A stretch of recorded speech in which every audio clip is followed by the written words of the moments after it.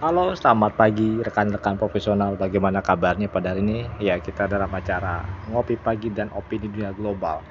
Kita membahas tentang jumlah pengangguran di Indonesia, khususnya dari kalangan perguruan tinggi, bahwa berita terhangat adalah dengan dimanfaatkannya teknologi artificial intelligence dalam dunia kerja di Indonesia, ini justru membuat banyak lulusan perguruan tinggi ini lebih sulit ternyata cari kerja karena memang tidak siap menghadapi sebuah era baru, yaitu era robotik ya.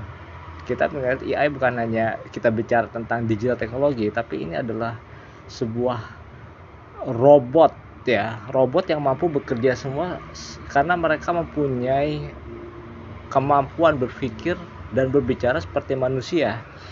Dan ini memang saya merasakan ketika saya menggunakan AI, justru pekerjaan yang selama ini saya bisa lakukan sama 1-2 minggu, ini 3 jam saja selesai dalam mengumpulkan banyak informasi.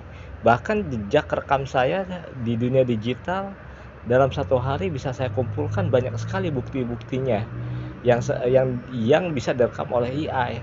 Dan juga saya bisa mengeksplorasi di bidang studi saya seperti di manajemen sumber daya manusia maupun digital teknologi, bahwa AI memberikan 90% informasi yang sangat akurat tentang perkembangan teknologi.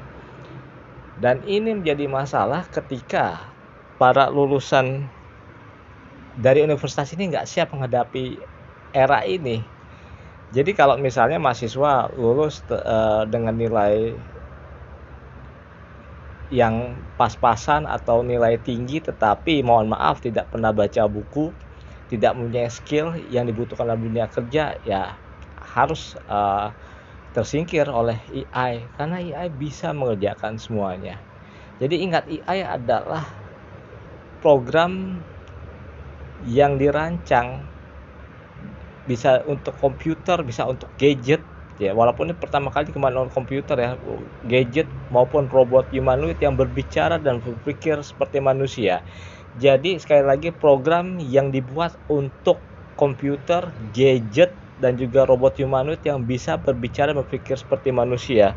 Dan ini merupakan sebuah tantangan baru bagi dunia pendidikan kita. Jadi nanti kalau banyak para lulusan perguruan tinggi yang baru merasa kesulitan, ini berbahaya. AI memang diciptakan untuk mempermudah lebih banyak pekerjaan kita saat ini. Pekerjaan yang rumit, yang administrasinya berantakan, itu bisa diselesaikan oleh AI. Bahkan AI itu bisa membuat birokrasi bekerja lebih efisien. Tapi ternyata kalau misalnya di lapangan ini terbalik keadaannya, lebih banyak uh, para pekerja profesional dan juga para mahasiswa baru lulus dari perguruan tinggi, apakah itu S1, S2, S3, tidak siap menggunakan AI. Justru AI menjadi bumerang, justru AI menjadi pesaing serius. Karena dengan AI ya, banyak pekerjaan itu bisa diselesaikan dibandingkan satu pekerjaan dikerjakan 10 orang. Seperti itulah perbandingannya. Oleh karena itu perlunya persiapan menghadapi perubahan transformasi digital. Jadi kita ini sekarang ini bekerja berkolaborasi dengan AI, bukan berkompetisi. Kalau kita berkompetisi, kita berkompetisi dengan mesin. Mesin yang bekerja secara terus-menerus, mesin yang setiap saat diperbaiki kemampuannya. Bahkan IA informasi seperti di chat GPT ini dalam waktu hitungan detik bisa memberikan informasi yang 90% sangat akurat. Walaupun ada kesalahan ya, tetapi 90% ini sangat akurat. Chat GPT bisa mengerjakan banyak pekerjaan yang dilakukan oleh manusia bagi uh, seperti untuk programmer, untuk keuangan dan lain-lain. ChatGPT bisa mengerjakan lebih cepat dan lebih efisien, dan ini tantangan bagi lulusan perguruan tinggi. Nah, kalau misalnya perubahan-perubahan ini terjadi dan kita tidak mampu untuk mengikutinya, maka ini akan menjadi masalah besar, bahkan bisa menjadi bumerang bagi pendidikan di Indonesia. Tentu kita harus mengatakan bahwa pengangguran justru akan lebih banyak.